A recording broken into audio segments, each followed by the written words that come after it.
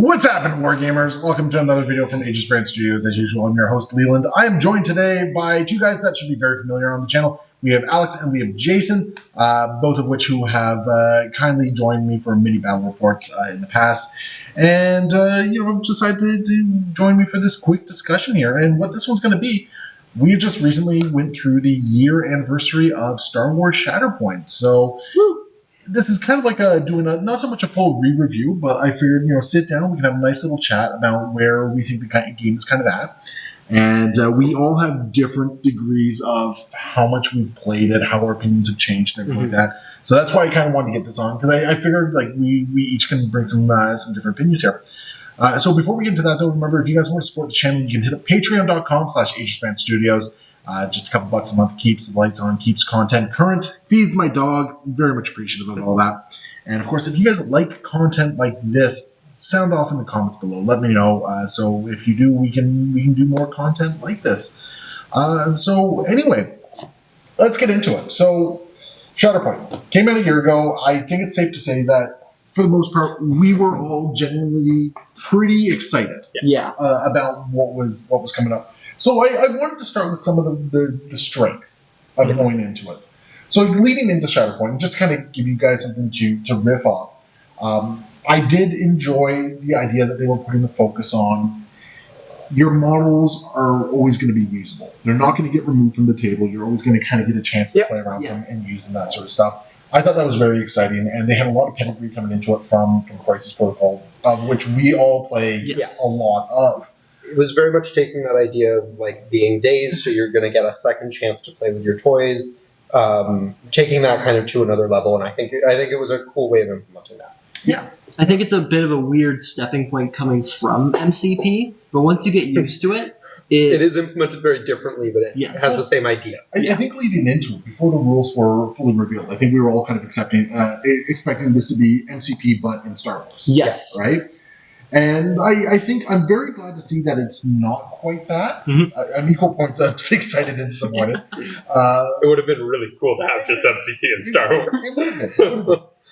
But I think that was definitely a strength coming into it. I think with Shatterpoint, we've seen something that's very, very different, very unique than we see from a lot of the other mainstream games. I don't want to speak for the indie stuff because indie guys are doing all sorts of creative stuff. Yeah. But as far as mainstream, I wanted to bring that up. How about you guys, Jason? It's got some really cool, unique strengths. One of the first things I think of, one of the things that made me love the game when it first released, was things like the expertise, or not the expertise tree, but the damage tree. Yeah. And the way those works, you pick your path through the tree and that sort of thing. That is such a cool mechanic. I think that is something that a lot of games could use something like that really well. Personally, I think there's more they could have done with that mechanic than they have, and maybe they will. I've seen they're doing more interesting things with expertise on a lot of more recent releases. So I think there's a lot that can be done with that type of mechanic, and it's really, really cool. I'd never seen something quite like that before, so I think that's one of the best features of the game. Yeah, just something that wasn't just straight damage equals 2 successes. Yes, which is nice. And not only that, but you have the ability to stop your progress through the tree as well. Yes. Yeah. So you actually get into this interesting point of the game where, maybe you don't want to fully daze or wound somebody. Let's try to get the terminology down. You don't fully want to wound somebody, right? Instead, you want to maybe leave them on one stamina remaining so you can get that Django not so fast. Well, I'd kill for the opportunity to do something like that in MCP. Being able to be no, I leave you on 1, and just calling it there. It would be so strong in that game, but I no longer lose priority because I rolled too well. Yeah. Well, that, there's I am going to tee up 3 of your characters as an easy days next round. Deal with this. Yeah. So, different game. That's very tangential. But I think it's a really cool mechanic, and there's a lot of awesome things about it, and the ability to stop the tree early is great. Right. And I like how it allows for characters to have a lot of control aspects on their attacks, as opposed to MCP, where it can be a push or a throw, generally speaking. You have a lot of weird things you can do, like your repositions and your dashes and your jumps on the tree. You can do your shoves, recovers. You can do some really interesting things that aren't just damage. Slightly contrarian to that, because I do agree. I think that's really good that you've got your conditions, you've got your damage and things like that. One thing that I think would have been interesting is if they could find a way to incorporate text-based abilities so there are more unique things that can come off of the tree. I know there's this thing where it's like, oh, you can use one of your active abilities, and some characters only have one, so yeah, that is what it is. Mhm. But it would be cool to see like there's more unique and specific things that can be plucked off of the tree that aren't just on your card normally. I think it's safe to say that with the structure that they've kind of created with Shatterpoint, like that is something that they probably could move into. Yeah. That is a design space that is open to them. Because like it's all very keyword heavy right now. There's a lot of stuff that that's a very expandable system. Yeah. Yes. No, I do agree. So, so like we did have some stuff going into it that we really liked. Now we also had some concerns going into it as well. Yes. And I'll start us off, and I think we're all gonna share the same concern. To this day, I still feel the list building is a little bit on the restrictive side. Yes. And that comes down to a couple different factors, and I think it's all of them together that make it rough. Because you have the eras, you can't double up on named individuals, so no Vader, no Anakin in the same list. Then you have a very very narrow margin of points. You're dealing with like right now we have a swing from 6 points to 9 points. Yeah. From Mace to Cat, right? Yeah. And when you're dealing with so few points, I'll add into that as well that you also have 3 specific slots to fill. You can't choose to bring 2 supports in a squad. You have to bring a secondary and a support. Yeah, so it layers onto it, and it makes it feel almost arbitrarily restrictive. Yeah, which is a little unfortunate. And like to this day, we still have an issue where, if you want to play with Mace Windu, well, guess what? Hans is coming in your list. Yeah. And very likely the ARF. So you take the 5 first. Yeah. Because specifically you, really want to try and get them. Because I'm a potato. Okay? You could just run the Magna Guards, one of the best units in the game. That's also only 3 points. You mean one of them. Arguably, it is. Okay, they might be the best. They might be the best support. They are support, easily the best. I say unit. Following with Django being easily the best secondary, I think. I think Obi-Wan 2 gives him a run. Old Man Kenobi. Possibly, but I think depends situationally, but we're getting off track. Yeah. So I mean that's something that I feel is still a little bit restricted, but I will to AMG's credit, as more unit boxes have come out, I do feel like that's been getting a little bit easier to work with. In most cases, not all cases, but in most cases. I think the like points differences being the problem has been alleviated a little bit by that. I think what has been made almost worse is like you kind of touched on this when you said some of these feel kind of arbitrary, and I think the era restriction has become a royal thorn in my side, at least. Yes. And now I've ranted this at length with you guys, and I'm not going to go into too much of a spiel, but the era restriction feels very pointless, and I've found more instances where it is stopping me from building a fluffy list than letting me build a fluffy list. I think the big one that was upsetting you was Hondo. Hondo was a big problem. I am not happy with where Hondo's allowed to be and the things you can run with him. The other one that really bugs me is just being able to run Mandalorians with like Din Djarin. I can kind of understand the named ones, but like the regular ones, man, I want Mandalorian supports, okay?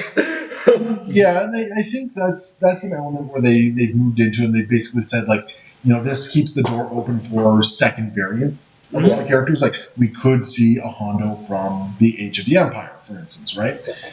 But the thing is, like, okay, yeah, we could. Are we? And I'll double up on the, it's actively supporting less fluffy things more than it is supporting fluffy things. When you look at Vader in both eras, so I can run Vader beside Obi-Wan, and I can run him beside Mace Windu, and that's legal. I mean, if we're talking about Vader 1, that's a whole other and I fully intend on talking about Vader 1 at some point. Yeah. I think you're right on that one. Out of all of the restrictions, I do feel the Eras one is the one that feels kind of the most arbitrary. I get it. I understand the mentality behind it. It's a way of sort of like locking some things. When they said it when they first released the game, I was kind of like, okay, whatever, sure. It's more that as things went on, they feel like they've chosen eras in a very not super thought out way for some characters. It seems very arbitrary. I think of the Bad Batch box. They have everyone in there is cross era between Rise of the Empire, which is not the Empire Age, which it's a middle area, and Clone Wars.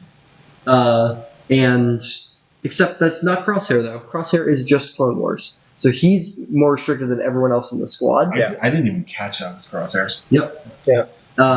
Now I know there's like various story reasons, and they have confirmed that they're doing another Crosshair, which is going to be further down the timeline. I was gonna say, but how long until we're getting a second Crosshair? Because don't get me wrong, Bad Batch are cool, but I think it's like shortly after Thrawn. So it's everything was revealed at Adepticon, so we know it's coming shortly after Thrawn at some point.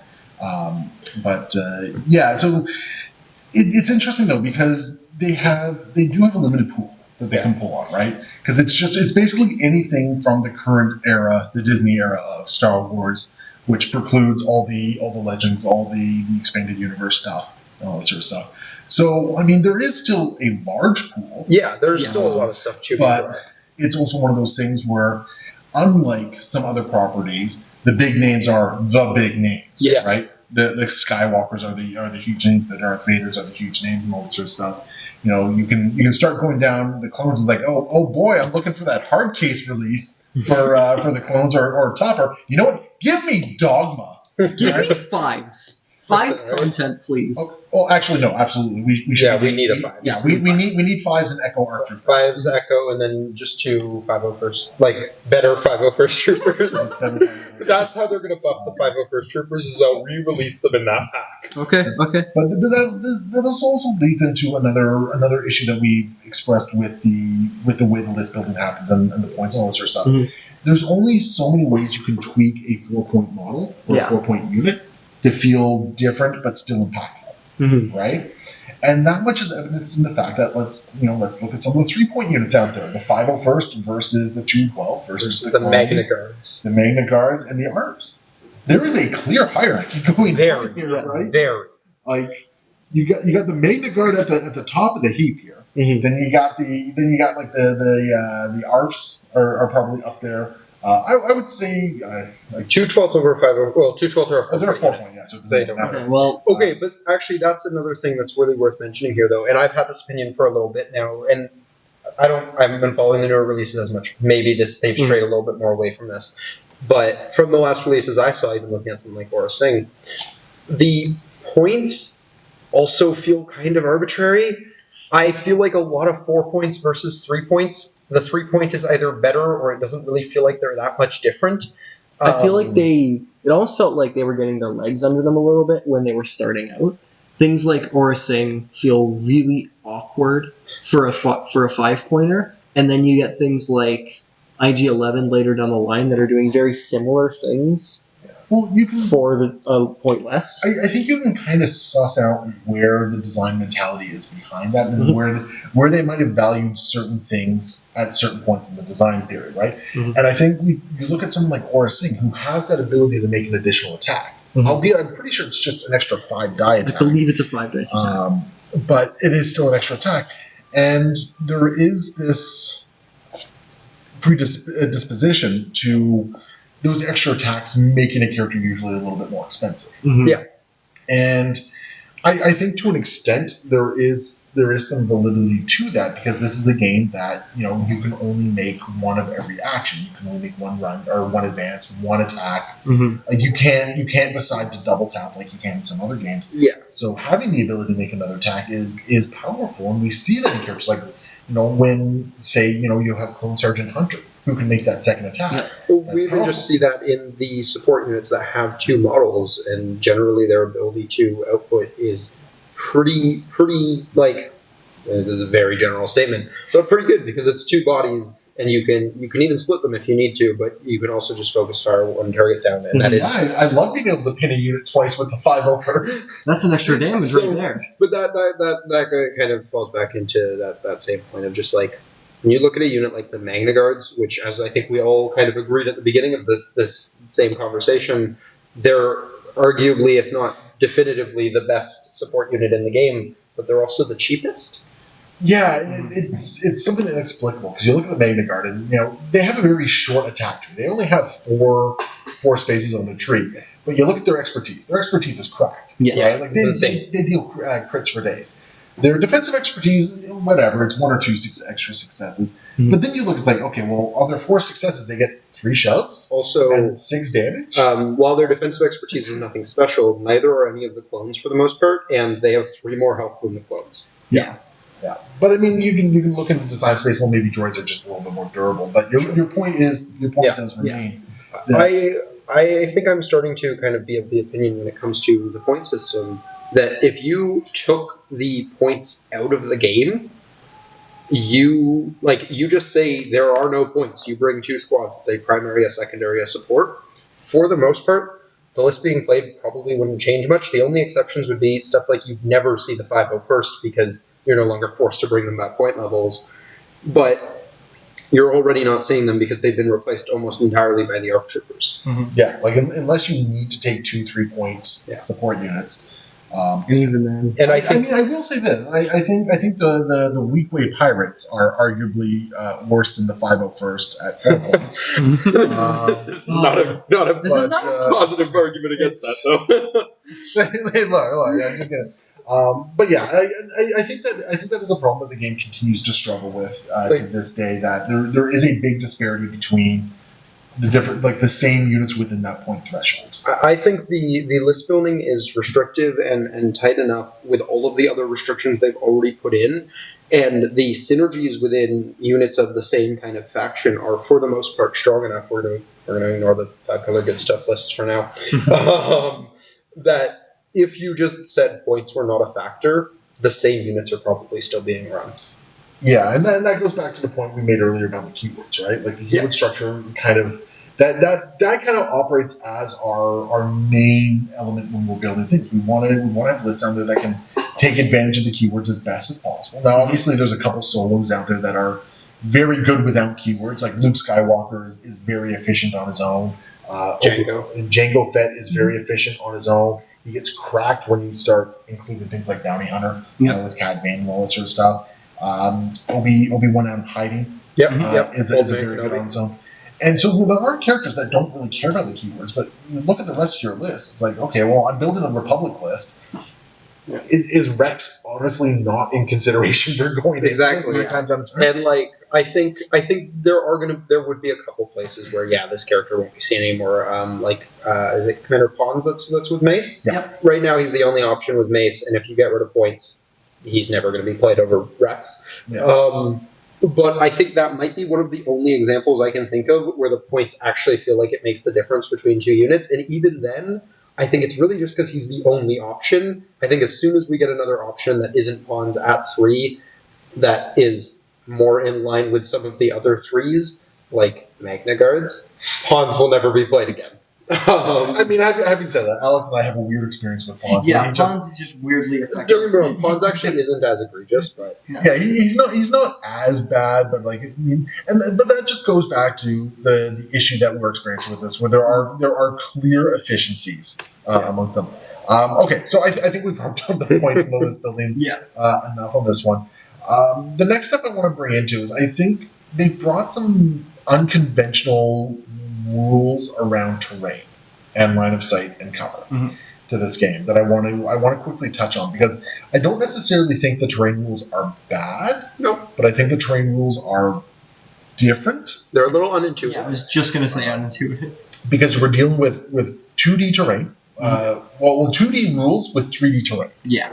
And the way it kind of, I always say with MCP, you can kind of, the entire game could be 2D and it doesn't change a thing. Yeah. With this game, I think it could be 2D, but you need to have layers enabled. And it gets a little weird, because also I kind of feel like the way you interact with the various elevations are not as baked.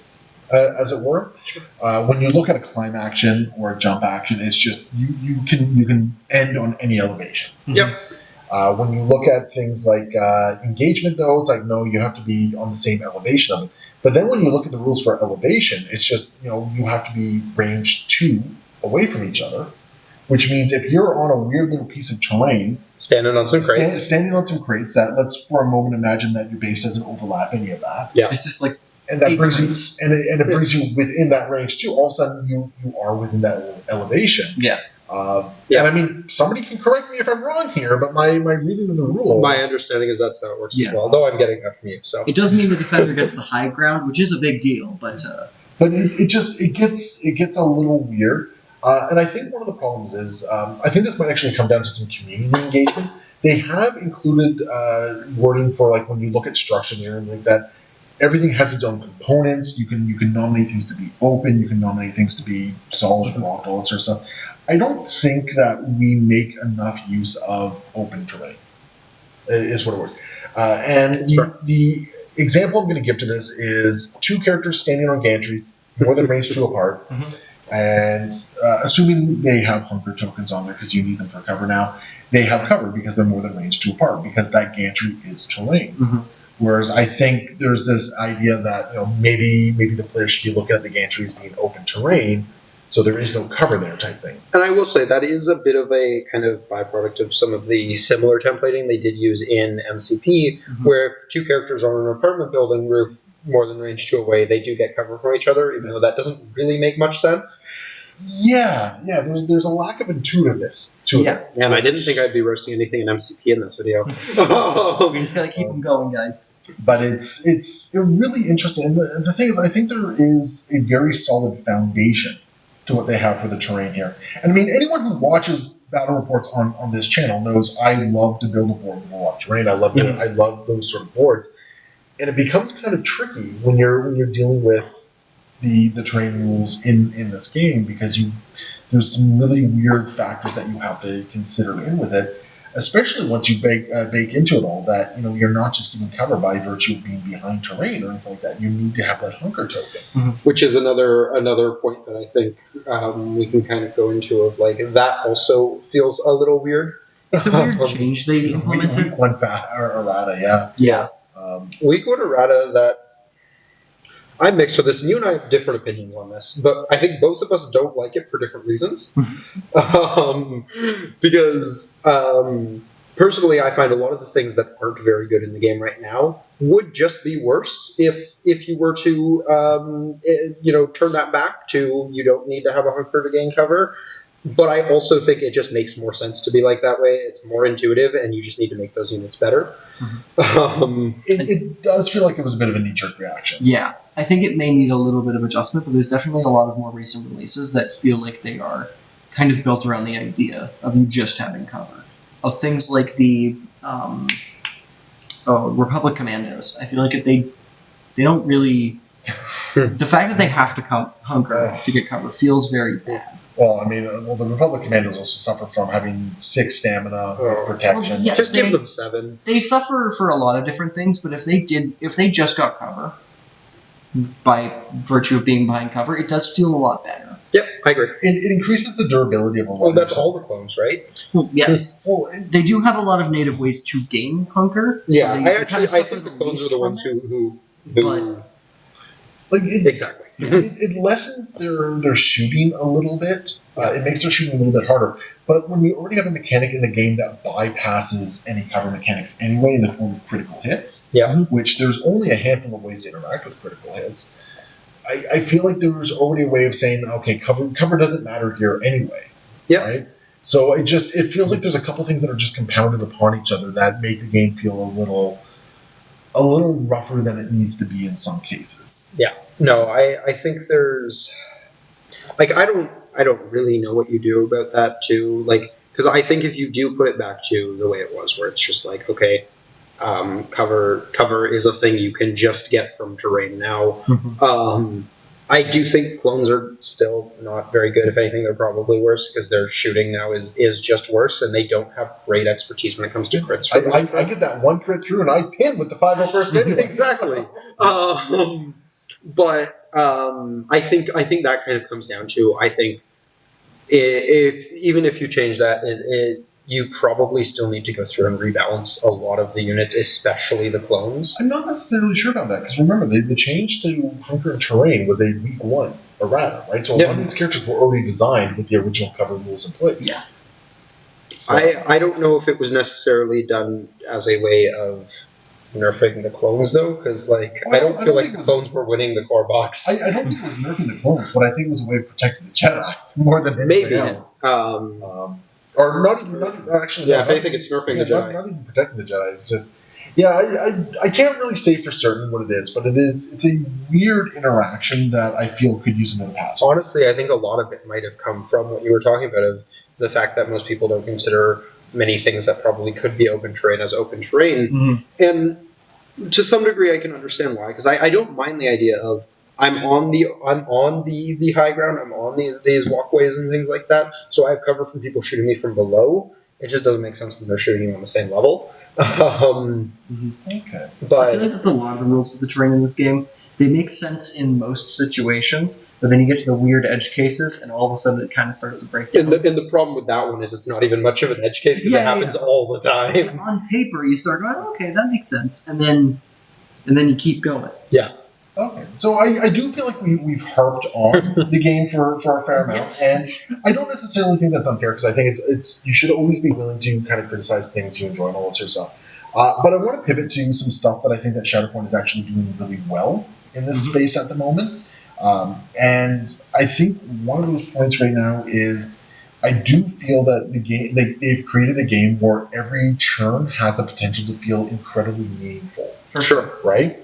Whereas there's a lot of other games where like there are dead activations, and there are in Shatterpoint. I won't lie, there are dead activations in Shatterpoint as well. But because of the nature of the game, because of like how shoves function, how Dyson's displacement works, or even just throwing some conditions on, right? There's always something you can usually do to try and influence the game state. Ironically, I actually think the most frequent dead activation that you can run into is the round where you win the struggle. Because sometimes you look at the board and you're just like, if I don't do anything, I win the struggle. Yeah. And sometimes the best case in there is to just be like, yeah, I'm done, we're good here. But I do agree with that point. I think almost every round, and I think part of why is because every round is a scoring round. Or every turn, rather, is a scoring turn. So it's very rare to have a turn where you can pull something and be like, well, that's not going to do anything for me here. But more often than not, you're going to feel like you can have some impact on the game state with pretty much every activation. For sure. Like Alex and I played a number of games where one of us will top deck a character and we'll look at it for a moment and go, it's like, this does nothing for me. Yeah. And then we'll sit, we'll talk about it for a couple minutes off camera, because that is something we do. Yeah, quite a bit. We will discuss a lot of stuff off camera, and we'll kind of try and figure out what we think is the optimal play. Which is something I really like about Shatterpoint. Kind of solves the puzzle of, I drew this character, what can they do for me? So I don't even remember who the activation was or what it did, but I remember the line it took us to get there of we were doing a battle report and you pulled someone and we spent at least 20 minutes off camera talking about what you could possibly do. And then at the end of it, one of us turned around and was like, wait a minute. It was either like Kalani or Rex, and we were having trouble trying to move a second unit. And we turn around and we're like, wait a minute, we're both idiots. I remember that. That was wonderful. But no, I do love that. Like, there are a lot of lines with almost every character and what they can do on their activation. There's always interesting choices to make almost every round or every turn. And I think something that's become really pronounced a year into Shatterpoint is that at launch, I think those options were very limited. Sure. Because at launch, we had the core box and we had the Obi-Wan and we had the Dooku box. Right? Yep. There wasn't really a lot going on, which made Kalani feel extremely oppressive. Kalani was insane. As a result.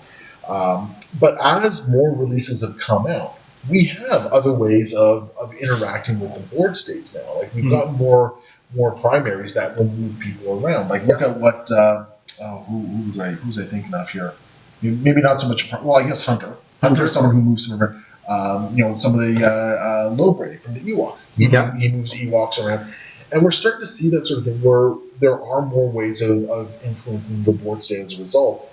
And I'm very glad about that, because I was legitimately worried early on in Shatterpoint's lifespan that there was always going to be these. It seemed to largely be a secondary role when the game first dropped. Primaries moved themselves. Secondaries moved your other models. Yeah, I think Dooku was the first primary to move. That might be correct. I think so. Yeah. I mean, I'd say first. He came out of the box. Yeah. But he is the first. He is the first. But he was the only primary that I can think of in that wave that did that. I think I'm correct in that. Well, because Maul only cares about himself. Ahsoka didn't move anyone else around. Yeah. She didn't have attack ability. Obi-Wan can jump himself. Asajj can jump. Yeah, like it's Anakin. Yeah. So yeah, it's and I'm very glad that we've seen that expand over the course of the year and seen more units that have this sort of interaction to the point where we can get some really bonkers things going on with what we're able to move around. And having more things with that type of thing makes it. I realize I'm using the word thing a lot, but hopefully you guys are following. Makes it a little bit less oppressive, because like you were saying, Kalani felt kind of oppressive at the beginning of the game, and I think now. I don't follow that closely, but I still think Kalani is a fairly, droid spam is still a fairly meta list, but I don't think it's nearly as, dominant as it was for sure when that was the only box. It has counters now. Yeah. And now we're looking at a lot of Empire releases, like Moff Gideon, he's moving people around. The Stormtrooper Sergeant is moving people around. Vader 1 is existing. Vader 1 exists. Vader 2 is moving. Vader 2 is moving Empire units around whenever he moves something as well. So we're getting more of those sort of interactions, which on one hand it's great because it shows a level of complexity and interconnection between all the units that's just fantastic. But it's also a pain to remember all these triggers. Yes. At the same time. Anyone who's seen me play Luminara knows that pain. Oh, we'll get Flow of the Force right one day. One day. Just like how I'll get Bo-Katan's, focus and dash right one day as well. But yeah, so that's something I'm actually very happy to see has been evolving over the course of the year. Alex, I know you played quite a few games with me as well. Yep. And I know you've had some evolving opinions on the game as well. Is there something that you've been very happy to see as the years go past? I haven't played it as much, but I'm loving battle tactics. I'm loving that they're willing to do things that mess with that order deck. Things like Luminara, as I mentioned before, with her peeking at the top and getting that information. Things like Vader 2 shuffling himself back in. Yep. I think that's a really neat design space that they've been willing to explore. I'm excited to see what they're doing later with it. What they're gonna do with it. I know Thrawn is going to be coming with something as well, right? Thrawn's got something. I think that it's really neat to see that they're exploring these interesting design spaces like that. And I think that's kind of one of the cool things with Shatterpoint. And I'm also glad to see that they've expanded out. I think I haven't played much with those types of things because that's kind of when I started playing the game a little less. But I do think there's a lot of things like that where Shatterpoint has an amazing design space to do really cool mechanics. Yes. And that is one of those things where it's you're looking at the mechanics of this game and that feels like something that could be really cool, really unique, really powerful, and really fun. Yeah. So I'm glad to see that they have done stuff like that, and I do hope they continue to do that because I think it's really cool. Yeah, and actually that's a great segue into the next point I wanted to really kind of discuss, which was the order deck. Because the order deck is one of those things where if you pull the wrong character, it can feel absolutely crushing. It can. Because you have very little control over it. Luminara is the only one who gives you any sort of foreknowledge on it. And reserving is really the only way you can kind of control the flow of what's happening with it, right? So it's one of those things where I was very down on the order deck on day one. But I think it's also a problem that happened with day one where we were limited with what we could actually have. So we didn't have that ability to kind of build that deck the way that was more beneficial to us. And thinking more about day one too, and some of the things we've already kind of talked about, is that a lot of the stuff available to us day one, both of the units of clones, for example, don't feel like they're as impactful as they probably should. So they sometimes feel like those more dead activations, or those activations of, I shoot, here's your pin, here's a damage because I pinned you again. And maybe we move somewhere to and maybe we do. And that doesn't feel great. but I don't think that was necessarily a problem with the idea of the deck. I think that was a problem more so with units not being well balanced.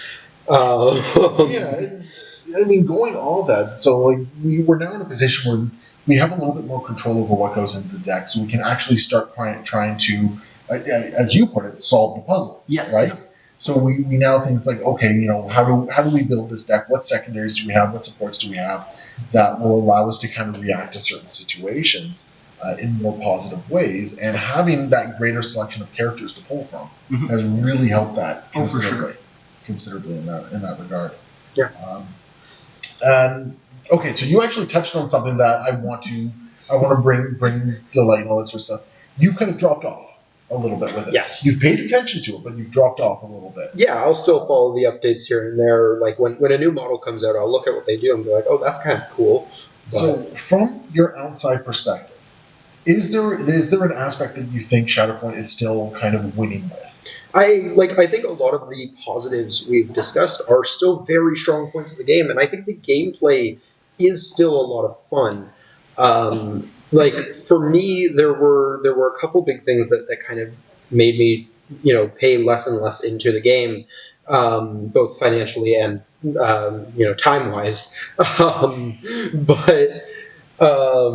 Like for me, the big things that kind of pushed me away from it, and the reason why I don't play as much now as I did on release, is the first one just being that list building, being restrictive. It's kind of left me to a position where the things that I have available to me from the amount that I did put into the game and from the boxes that I do have, I feel like there's very limited things I can run that feel like they're good to run and fun. I'm restricted by that list building thing of like, if I want to bring these leaders, these are the supports I'm bringing. So I'm playing these out all the time. That gets a little stale, that gets a little old, and I see new releases, I'm like, oh, I'm excited about that, but I can't run it with the stuff I want to run it with. Okay, I'm less excited about that. So that's one of the big things that's kind of slowed me down with actually spending on the game and buying more models and expanding my collection and playing more. The other side of it comes from, I don't personally feel like the game had a great start when it comes to well-balanced models.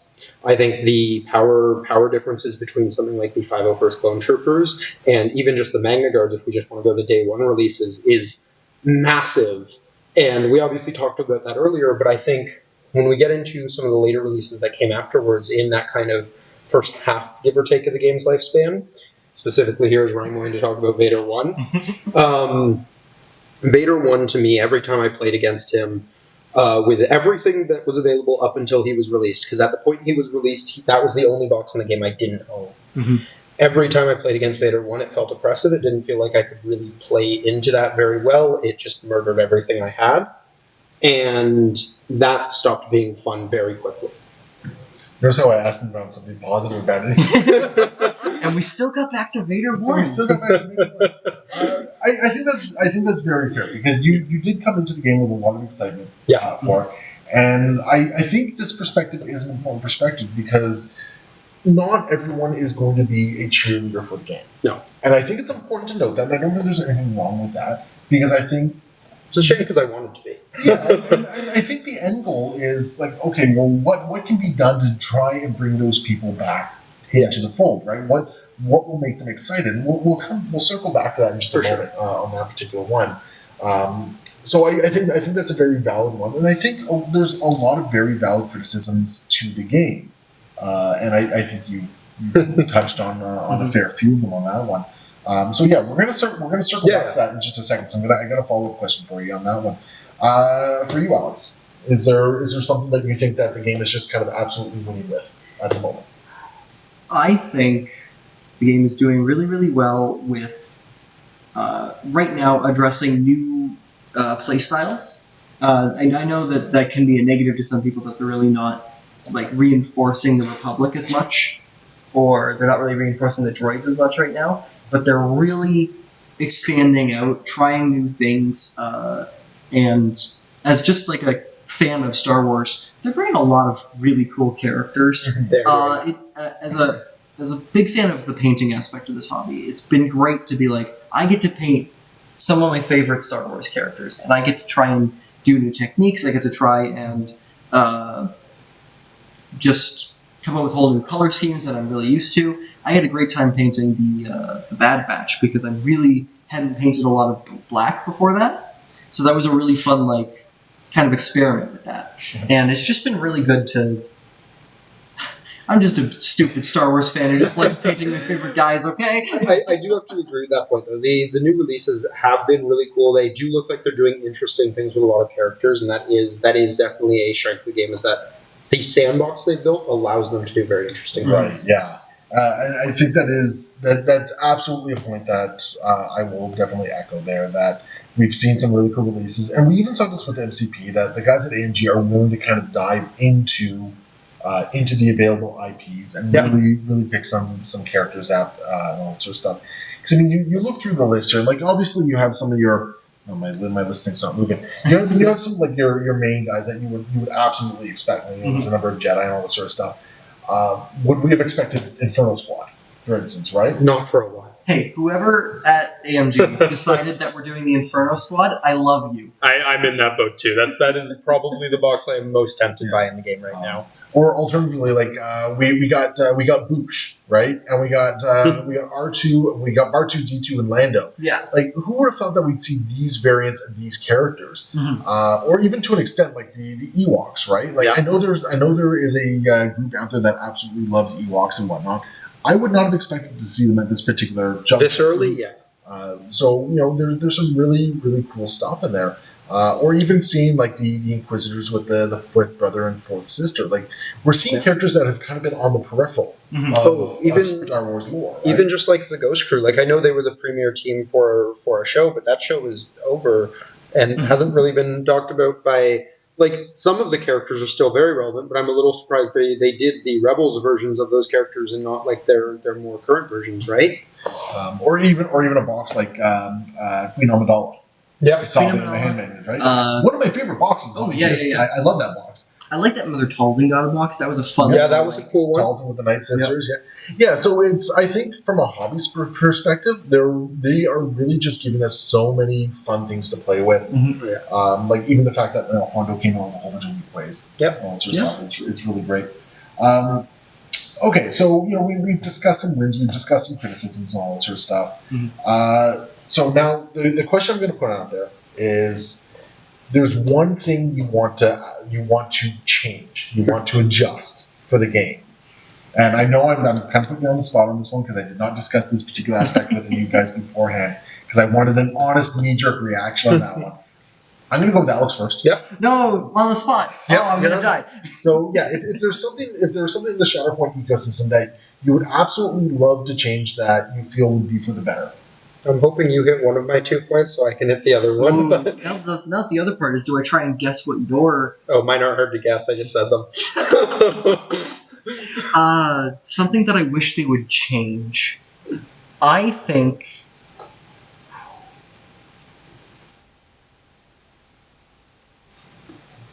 This is a tough one. This is a really tough one. I think I broke him a little bit. Broke me. I have to think. Do you want me to do mine? You got something to change. As much as I harp on the list building and it being restrictive and it being problematic, what actually has pushed me away from the game is the overall balance levels. And I think the differences between two models that are supposed to be of a similar caliber is just too high. If I had to pick one thing that I could get released tomorrow, and that would probably bring me back into playing the game more, it would be a balance update. A character pack or like a card pack that comes with character updates for a lot of characters. Yeah, something simple. I'd be willing to say like half the models in the game I would like to see rebalanced, but that would be the thing I'd be looking for, is a balance update. Well, the interesting thing is I think that could even be addressed with a sliding point scale.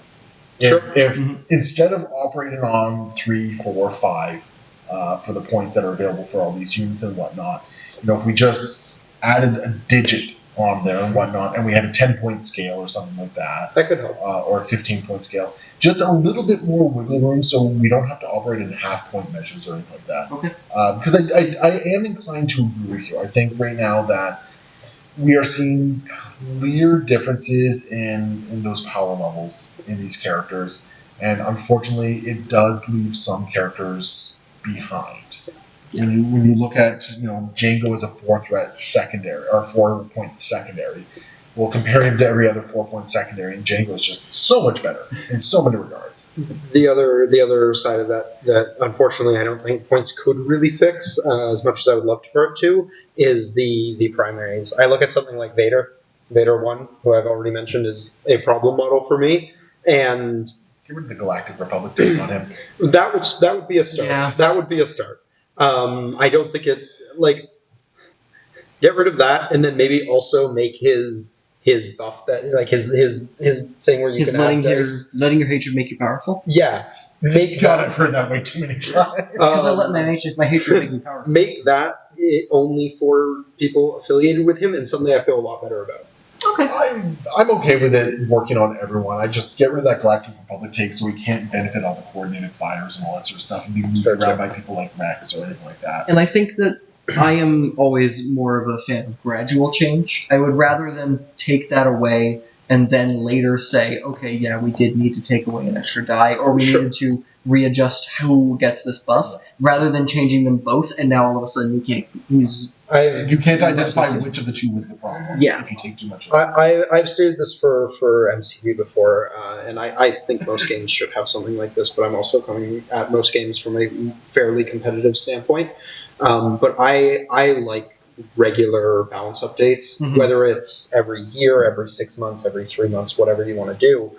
I like regular balance updates, and I like them because they allow you to do gradual changes, and your players will know when the next one is coming. The only reason why I would suggest a bigger change right away is because AMG has not shown me that they like to do regular scheduled balance updates. So if I had to see one update, I think they'd have to go further than that. But That's fair.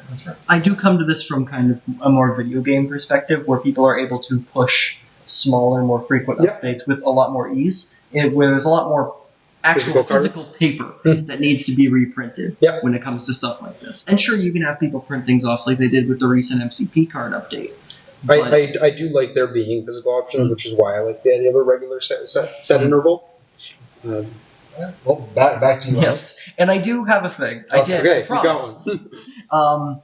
I was talking to one of our locals for a different thing entirely recently, who was actually kind of interested in getting into Shatterpoint, and he was that one guy you mentioned before, the one person who's a real big fan of Ewoks. He really just wanted to play the Ewoks. I've actually met a couple of those, yeah.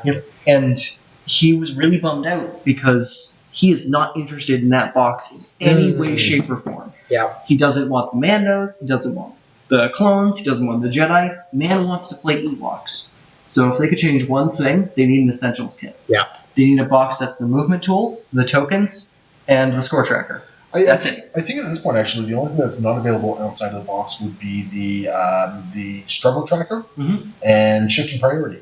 And the tokens. And the tokens. Yeah. If they just do the things in the core box that aren't the models or the terrain as a box, I think that's going to make the game make it a $25 box. Yeah, make it a $25 box, and then, which is something I was really actually looking forward to when they kind of spoiled the first squad packs. The idea of, hey, do you like Luke? Do you like Han? Grab these 2 boxes, boom, you're ready to play. Yeah. Right? And the game feels like it was made for that. And it's really interesting. You touched on the price of the box, and I got comments on that one, but that actually might be something I wish we could see change. I would like a more affordable introductory aspect to the game.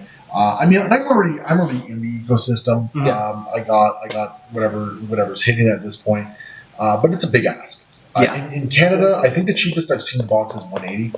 Yeah, that sounds about right. I think it's the cheapest I've seen the box in Canada. It's a big ask for people to get into it and to really see the game grow.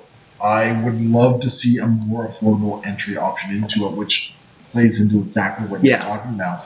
Well, I have the same criticism with MCP right now, because their new core box is about the same price as this one, and it's a good box. It has a lot of great things in it, and if you want to play the things that are in the box, fantastic. But in both cases, it is very hard to get someone who has never played the game before to give them a single demo game and be like, okay, you want to play? Here's a $200 box. Go. Yeah. It's a big ask. Yeah, well, I know people who would have gotten into the game and could not get over the price of that box, Mhm. and they've chosen not to get into the game because of it. I've known people who did eventually get into the game, but it took them a lot longer to do because they didn't want to buy that box. Well, okay, so I mean, I came into an extra, like a spare set of the core box, and one of our locals, that was his entry point too, because he was able to say, well, I just want these particular components. Yeah. I don't care about anything else. So I was able to say, okay, well, Here here you go, and get you into it. So I think that's incredibly valid, and for the health of the game, like you want to have that ease of entry into it, right? For you sure. Want to be able to play into it, even if they introduced a smaller scale of it, which was just squad on squad, type thing, right? So yeah, I think a year into it, Shatterpoint has addressed a lot of concerns, but I do think there are still a couple things. Some of it could just be, old man scared of change, and you guys are young guys. I am still scared of change. Still Yeah, I'm still a wargamer. One of the two things I hate most is change. Change. The other being the way things are. No, fix it, not that way. So yeah, like there's some elements like stuck in our ways. We make assumptions on how some things are supposed to work, when in reality, no, just read the rules, read the card, right? But I do think that they are pushing game design in an interesting direction. I really like what we've seen with a lot of it. And I was concerned that Shatterpoint was a little dead on arrival. Yeah. And I know some communities, unfortunately, have kind of suffered that. But we do also see Shatterpoint is growing in some other communities. It is kind of funny how much you and I have like totally swapped places on this, because when we were getting started, you were very much like, I will give it this amount of time and then I'm probably dropping the game, and I was all in on it. And over time, we've kind of like, there was probably a point we met in the middle, and now we're on other ends of it, where you seem to be really into the game lately, and I've kind of completely dropped off of it. I've been enjoying it considerably more as more options have come to the table.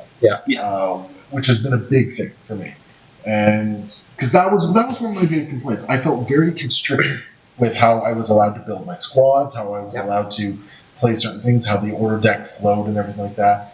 And with more characters out there, I feel like I have more agency with how I interact with the game, which I'm glad we're there. Yep. I think we should have been there at day one, to be completely honest. So to kind of expand on that too, because you've mentioned this before, and I 100% agree with you on this one, getting new mission packs, and had we had those day one, how that might have shaken things up from the very beginning. Just different ways to play the game. Because, I mean, at this point we have 3. I haven't actually played the third one. The third one just came out. But like, there probably should have been 3 in the core box. Yep. I don't disagree. I'm very much inclined to agree on that And one. they are saying that they're going to be coming out with more and different, more narrative ways to play as well. Yeah. But I'm excited to see narrative ways to play. That sounds cool. They had a very cool league at Adepticon, where as you were playing on, you basically started tilting towards the light side or the dark side of the force. You got cool little tactics abilities as a result. They've hinted that we're going to be seeing something maybe hit retail for that one. So I mean, fingers crossed. I'd love to see that, because I think it's a very interesting way of playing the game. I kind of regret not doing that at Adepticon myself. They also had Gonk Droid Racing, which I just loved, and I want to see that hit retail as well. But yeah, so here we are. Like we're a year into Shatterpoint. I specifically brought you guys on because I know you struggled with your impressions of the game a little bit. Yeah. I know you've come around a little bit more with your impressions of the game a little bit, and I've come around quite a bit considerably on my impressions on it. So basically, to cap this quick discussion off, this quick hour-long discussion off. Yeah, just a quick one. I would say just final thoughts on where Shatterpoint is a year into the game. Let's go with you. I think it's started off with a bit of a rocky entry. I feel like it's only gotten better, and I feel like it's only getting better from here. The more character packs that come out, the more variety that people have, the more interesting things they're doing. I can't wait to see what they do. I can't wait to see how they explore all these different options that the game allows, and I just want to see who comes out. I want to paint more Star Wars, guys. Very cool. I'm totally with you on that, by the way. There are some boxes that I have considered buying just because it's like, I want that model. Luke and Vader too, I want those models. But final kind of stance on the game right now is, I think the game is an amazing sandbox. It has really cool mechanics I've never seen in another miniatures game before that are really fun. The actual gameplay, if you're playing two squads that are relatively well balanced, I think is a lot of fun. It's a great game. I would love to see some changes made, some of the ones we've discussed here, whether it's for list building or for general balance. I think if those two things weren't a barrier, I would love this game. Because as a game, I do love the mechanics. It's a really fun game. I have my gripes, and they're keeping me from being invested in the game. But it is a great system they've made. I think that is a very, very strong system, and I am going to continue following it, because if I see those changes that I want to see, I will jump back into this game without hesitation, because it is fun. All right. So generally speaking, I agree with the sentiment that the game started off a bit shaky. It took a little bit to find its footing. I think missing a couple months of releases in the initial year kind of hurt it as well. The lack of initial mission selection really kind of hurt it as well. But I will say that I'm glad that the community members who love the game stuck with it, that they continue to help push it in their local communities. I think additional releases have done nothing but help the game immensely, and it allows us to really pull on some really cool mechanics. As you put it, like, it's a really good sandbox, which I agree 100% with you. I think there's a lot of positives with the game, and I think if they can keep building on this, start building that momentum up a little bit stronger, keep doing those really cool releases, get a couple more mission packs in there, we could have a game that could be with us for quite some time, which is really kind of cool. So overall, I do think Shatterpoint is in a much stronger position than it was a year ago. I'm very happy to say that, because I know both of you have heard me say this, that I was getting quite down on it back around November or so. I don't know, something kind of clicked with me around that, and things started getting a little bit better for me on that one. I think Shatterpoint is a very ambitious game with a lot of potential. And I wish that we saw the potential that we see today back at day one. For sure. That was something obviously AMG saw, but obviously, what they see doesn't always impart down to us. So I'm glad we're starting to see more of that vision come out as more releases hit. That's kind of where I'm at. I think Shatterpoint is still a strong game. I think it's still worth taking a look at, for sure, and a consideration, especially if you like the Star Wars IP, and if you're looking for a game that you can play in an hour and a half, have some fun, make some pew pew noises, and just do that. So unless you guys have any final thoughts, I would like to pose a question to you two. Who would you like most to see to come into this game that they haven't announced yet? Ooh. Put me on the spot now. Yeah, I'm putting you on the spot. Actually, no, I know exactly. Sheev Palpatine. Sheev Palpatine? God dang it! That was not okay. Are you saying Emperor Palpatine? Yeah, a young Palpatine. Oh, you want young? Okay. Mid spin. I want Sheev Palpatine. I want Palpatine when he was the Chancellor of the Republic. Okay. Because I would love to actually see like a Palpatine box with like Red Royal Guards. Secondary Vader. Okay, secondary Vader, Palpatine, and Red Royal Guards would be a sick box. Like Episode 3 Vader before he gets in the Mustafar duel. Would be a fun one. Or post Mustafar duel. Still strapped to the I don't know if that's necessarily my two legs. I don't know if that's necessarily my answer on like who I would want most. For whatever reason, I'm struggling to think of one, because like Palpatine is cool, but he's definitely not my favorite Star Wars character. I'll give you some time to think. With my curveball answer, I want to see Starkiller. Oh, don't no. Would they? They wouldn't, because like you said, it has Juno to be Disney Eclipse. era. But in X-Wing, one of the pilots you can fly is Juno Eclipse. That was before Disney era, though, right? No, that was a fairly recent pilot update. Okay. That would be an interesting one. You know who would be amazing? This might be my answer. Okay. Because all of the like modern era Star Wars characters that we've seen, I they've already released all my favorites. Like I'm a Luke fan, I'm a Vader fan, and R2 is the best. But this is partially only my answer because it would open an entire new era and hopefully a reason for them to slash the era system. I want to see Revan. Oh, okay. Going back to the old Republic. Revan would be I want to see Revan. Well, because then you can also get Kree in there as well, Mhm. and get Mandalore and HK-47. Oh, give me HK-47. Still a Sean. Yeah, there'd be some great things you could do that. And with the Acolyte coming out, they could do some characters from that as well. High Republic stuff, yeah. Give me Star Wars Trinity. Oh, man. Yeah, no, that's the thing. Like, depending on what they bring back into the fold, there's a lot of really, really cool stuff in there. I mean, that's not even without touching the fact that why haven't we seen Qui-Gon? Oh my god. Yep. Give us Primary Qui-Gon. Qui-Gon, secondary Obi-Wan. Yeah. and then the support is Luke and young Jar Jar. is it's baby Anakin and Jar Jar. Sorry. Anakin Yeah. and Jar Jar. Yeah, Luke's Oh, wait a minute. We can play Ewoks. Where's the Gungans? The Give me a Gungan pack. Gungan. With Boss Nass. Just Two Gungan packs. We got General Jar Jar and Boss Nass. Well, the rails are fully off the track here, so I think that's the time to end it here. So there we go. That's kind of our Shatterpoint year in review. We discussed some things we liked, discussed some things we didn't like, discussed what we kind of want to see for the future for that one. We definitely want to hear from you too. Like, sound off in the comments below. Let us know what sort of things that you're interested in seeing, what you like, didn't like, all that sort of stuff.